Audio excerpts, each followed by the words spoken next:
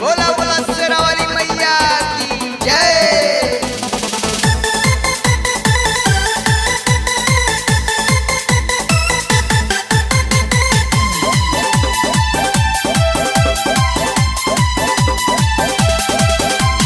जल्दी से घरे आजा बलम जी माई करब दर्शनवा हो। जल्दी से घरे आजा बलम जी माई करब दर्शनवा हो। बजवा दाए बलम जी सो परहु बजनवा हो। बजवा दाए बलम जी सो बोला बोला शेरा वाली मैया की जय।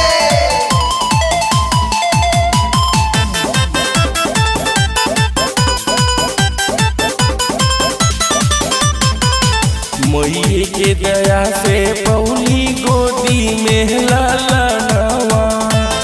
पतिया के माना घरे आ जाए सजनवा। मोई के दया से पौली गोदी में लाला नवा। पतिया के माना घरे आ जाए सजनवा। सगुरु मैया पूरा दिहनी हाई सोचल रहे सपनावा। सगुरु मैया पूरा दिहनी हाई सोचल रहे सपनावा।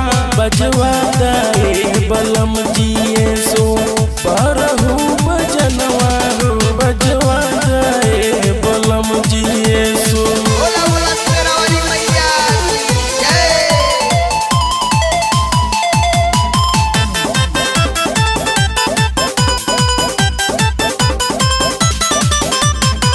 शिवम सुहाना बातू माना श्री